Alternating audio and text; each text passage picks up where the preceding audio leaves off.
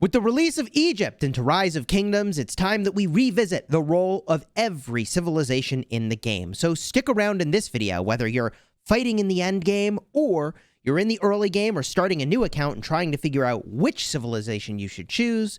This video will have the answer for you. Before we begin, allow me to tell you about the sponsor of today's video, which doesn't have civilizations, but instead has beasts. This is War and Order, the sponsor of today's video. And in War and Order, there are no civilizations, there are no commanders. Instead, your main differentiator is your beast, and your beast has a special skill that you can bring with you when you send an army out to fight. So for example, I've got this Ice Phoenix, which does damage to the back row and can even freeze enemy units and give my units shielding, which is pretty cool. There are 3 other beasts that you could choose from. One is this Panda, which actually gives your front line a whole bunch of tankiness, so your infantry are really tough.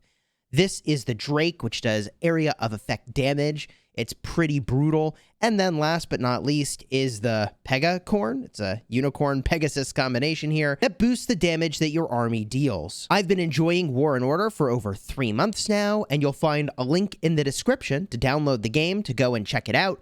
That'll let the developers know that I sent you. So if you are going to check out War and Order, which I find to be a very fun game, consider using the link in the description, which supports the channel. This is a free-to-play game, so you can always check it out. You don't have to spend if you don't want to, and you can make a lot of progress. In fact, you're welcome to join us in Realm 1492 to participate with the Smash Squad.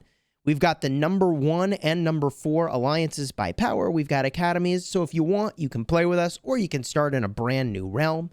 Join us in 1492. The link is in the description. And thank you again to War and Order for sponsoring today's video. Before I get into reviewing all the civilizations, allow me to remind you that you can always switch civilizations later. So at the start of the game, when you're picking a civilization, the main thing you're hunting for is which of these commanders am I going to get some extra sculptures of.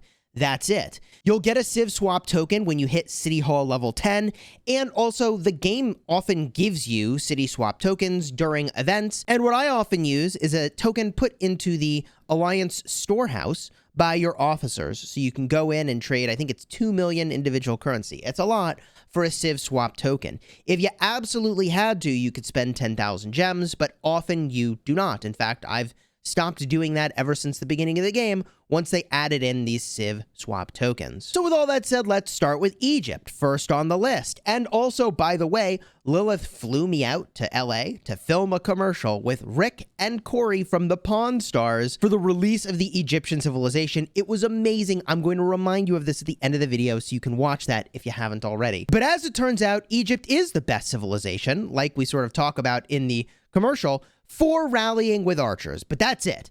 The only time you really want to be Egypt is if you're going to rally with archers. And if you're rallying with archers and you're not using Egypt, my friend, you are doing it wrong. I'm not kidding. You are straight up doing it wrong. This is the best civilization for rallying with archers. There's no questions asked. It is. Don't rally with archers if you're not using Egypt, okay? Use Egypt for rallying archers, but that's it. Now, if you happen to pick Egypt as your starting civilization, as it turns out, Imhotep is one of the best epics in the game, so he's a fine pickup. He only really shines in large group fights, however, so people will often get confused about his strengths because he does need to be expertise to really kick in the high gear, and he's only really valuable in big group fights, or I suppose in Canyon.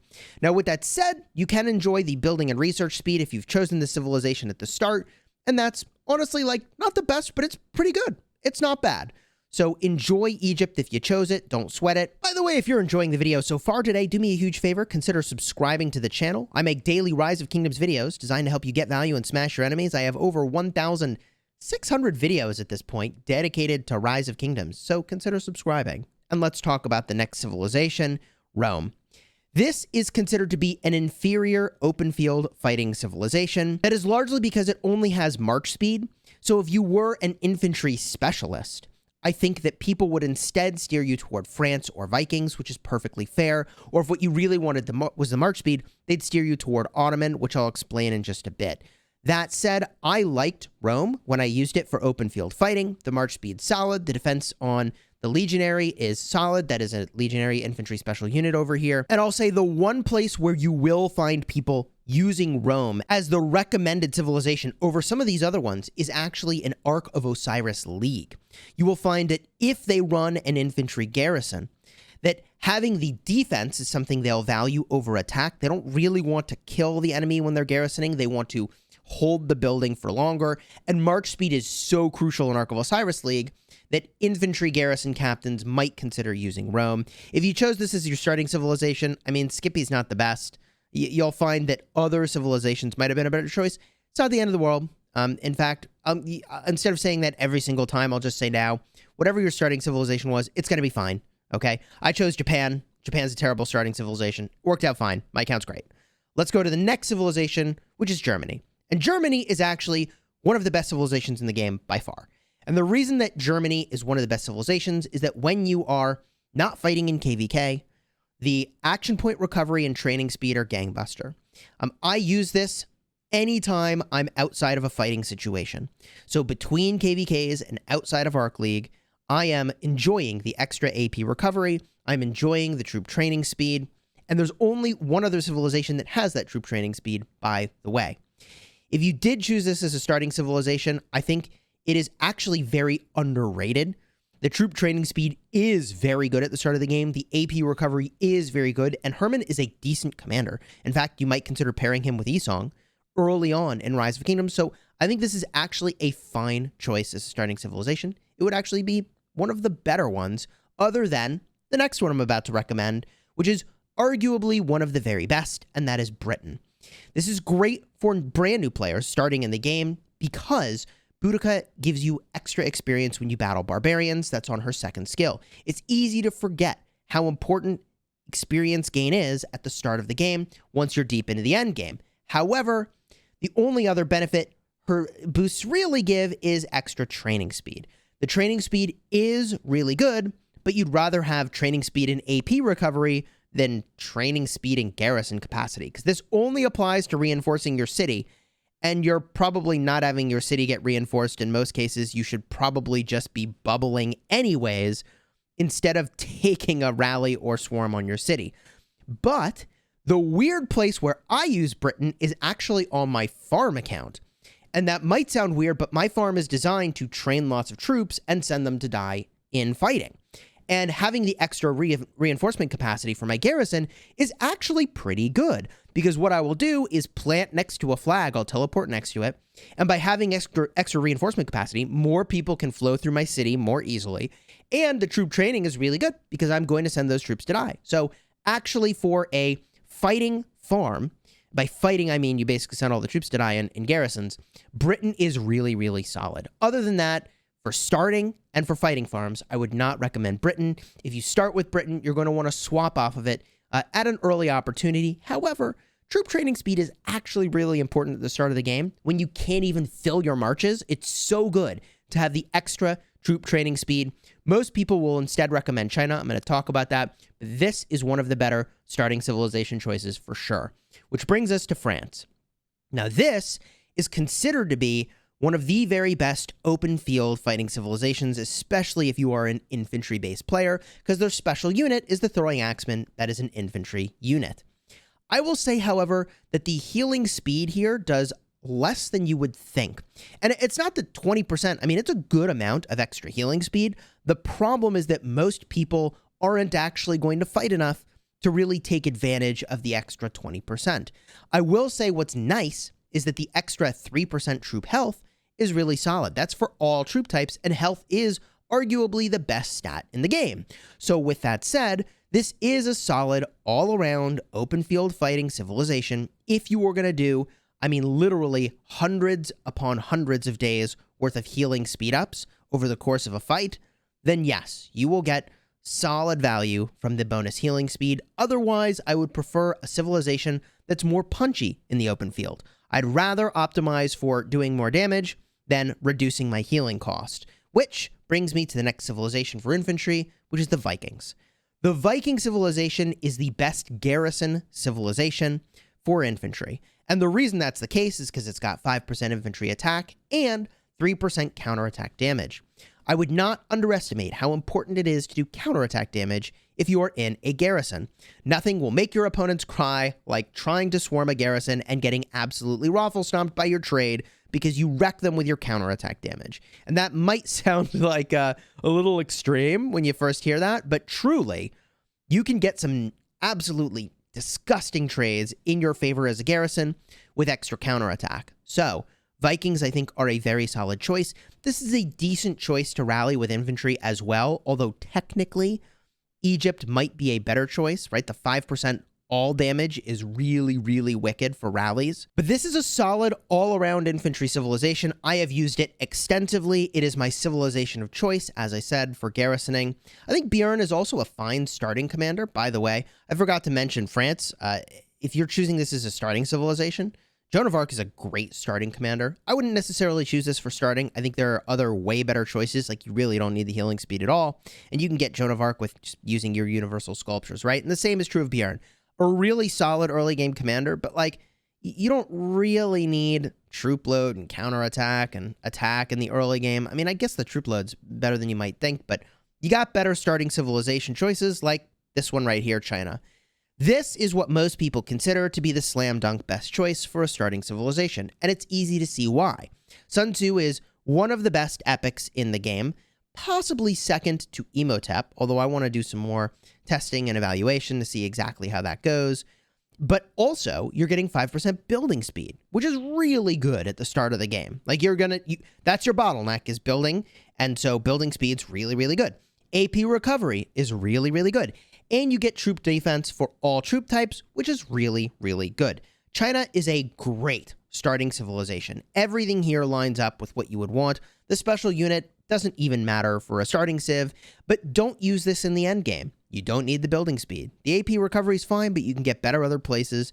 And the troop defense is fine, but you'd rather have like France's health, for example. So this is a starting civilization, but not an endgame civilization. This, by the way, brings me to the civilization I personally started with on my main account, and that was Japan, because samurais seemed cool, bro. But as it turns out, Japan is one of the weaker civilizations overall, and there's a couple reasons why that's the case. I think Kusunoki, as a commander, is a fine commander to get some extra sculptures of. However, the gathering speed boost is pretty weak. Most people won't even really take advantage of this in most cases because they aren't watching their account closely enough that if they got home from gathering just a little bit sooner that they'd send those troops out right away to gather again. So that gathering bonus is only really relevant for marches you send into your alliance pit, and the march speed of your scouts is borderline irrelevant in most cases, and also the troop attack. I mean, that's actually kind of nice, 3% troop attack for all troop types, but this is almost exclusively relegated for farm accounts, and not even for farm accounts where you're like sending out lots of marches to go farm, but for the most part, like if you've got a farm account where you just put a march in the pit and send out your troops once and don't look at it for 24 hours, like that's where Japan really kind of shines, honestly. That's where most people are using it, and for that purpose, hey, it's a little bit of speed. For gathering, you're going to use it for that, and that's the start and end of its utility. Speaking of low utility civilizations, let's talk about Korea. Korea is, I think, designed purely for whales or people who have accumulated an outrageous amount of speed ups to switch to this civilization, spend over 1,000 days or more worth of speed ups on research all at once, and then switch to something else. And the reason I say that is that research and building speed boosts, they only apply at the time that you click the button to start your research. If the buff falls off after that for building and research, it doesn't matter. You already got the full benefit of the research speed bonus or the building speed bonus. So that's why this is not a civilization that you really want to like sit with for a long period of time, because there's no benefit to like sitting on the research boost. You use this civilization to power out a ton of research. If you were going to do a truly ridiculous, like 1,000 days of research, I mean, you'd have to actually do the break even on that 3%, but it's such a small amount of research speed boost that you really have to do a ton of research for this to be worth it. And for most people, they should never just even bother switching to Korea. I think it's just a whale move, okay? If you pick this as your starting civilization, Olji Mundak is fine. He can be a garrison for your city, it's fine. But this is nothing spectacular for this civilization. The research speed boost, you're not really going to get a lot of value from that at the early game anyways. This is really designed for like the research that takes over 100 days. And yeah, that's in the game, where you get more moderate benefit for each of those researches when you've got 3%. But that's it. Now, a more curious starting civilization choice might actually be Spain. And I say that because it's easy to forget how much you are just starved for experience on your commanders at the start of the game. So getting 10% more experience from barbarians and neutral units is actually really, really solid. I think you'll find the 20% resource production to be borderline irrelevant. You won't even notice it. But the extra experience from barbs is pretty solid. Pelagius as a commander is actually pretty solid. So if you chose this as your starting civilization, I feel like this is a really solid third best choice compared to Britain, compared to China. This is a solid number 3 or maybe number 4. You might consider like France for Joan of Arc a higher priority. Spain is good for that, but I would say good for that only. Once you get to the end game, you'll reach a point where you have more experience than you know what to do with. And at that point, I mean, this is definitely worthless. You might consider the resource production on a farm, weirdly enough. You'd have to do the math to see the break even on like, should I be Japan or have I leveled up all my production buildings and maybe I should be Spain? I haven't done that math because it's all such a small amount of resources. It doesn't really matter all that much. And other than being a starting civilization and maybe for a farm that has high level production buildings, that's the end of Spain's role. But Arabia, on the other hand, has only a late game role. And this is purely for rallying. If you rally with cavalry, Arabia is the best choice. And not only that, but it has 10% extra damage to barbarians. So for rallying barbarian forts with Minamoto Double C, this is the jam. This is it. Arabia is the way to go. And there's not much more to say about it. It's not a great starting civilization, even though, hey, the commander you get is fine. You'd rather have the other starting civilizations. So pick Arabia when you rally Cavs. Don't be ridiculous and use any other civilization. You're doing it wrong if you rally with cavalry and you use any other civilization. Now, I'm not saying that if you launch like 1 or 2 rallies in a KVK, that it's a crime to use some other civilization. I'm saying if your primary role is to rally Cavs during KVK, this is what you should be. Which brings us to the Ottoman Empire, the civilization that almost everyone should be the majority of the time. And that's a bold, sweeping statement. But for the majority of the time that you're fighting, this is sort of the consensus best open field choice. And the reason is that you get 5% march speed, applies to all troop types. You get 5% skill damage, applies to all troop types. And pretty much everybody's using an archer march, at least one. So the archer health is solid. The Janissary is a fine special unit. And you wouldn't pick this as a starting civilization. You can see the benefits are all for combat. I mean, this is a civilization you switch to in the late game for open field fighting. I've used this extensively. You could also consider garrisoning with cavalry because there isn't really a great civilization for cavalry for garrisoning. I've even garrisoned with infantry before Viking civilization came out. And like, if you were garrisoning infantry, the 5% skill damage would still be really solid. Like you wouldn't be sort of ashamed to garrison with Ottoman, with infantry. This is a great civilization, arguably one of the better civilizations in the game for just how extremely versatile it is. And of course, the march speed is very premium in Ark of Osiris. So for players that, you know, spend a lot of time in that game mode or really care about that game mode, this is premium. This brings us to the final civilization, a Cav Civ Byzantium, which is often not used. And the reason is that there's not really a great economic benefit like stone gathering speed. Nobody cares. Like stone is the resource that most people have just an absurd amount of and don't care about. And hospital capacity is like fine, but you can make do without it.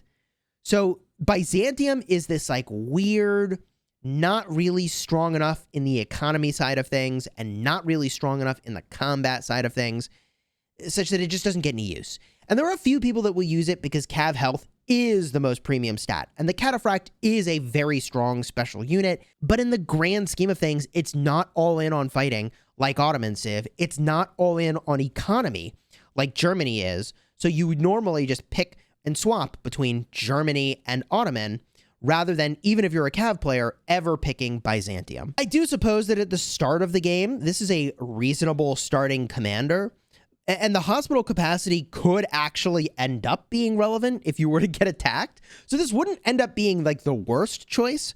It just is considered to be suboptimal, and I would generally agree with that. Throughout this video, I have talked very briefly about, oh, that's a good special unit. At the end of the day, all the special units really are fine.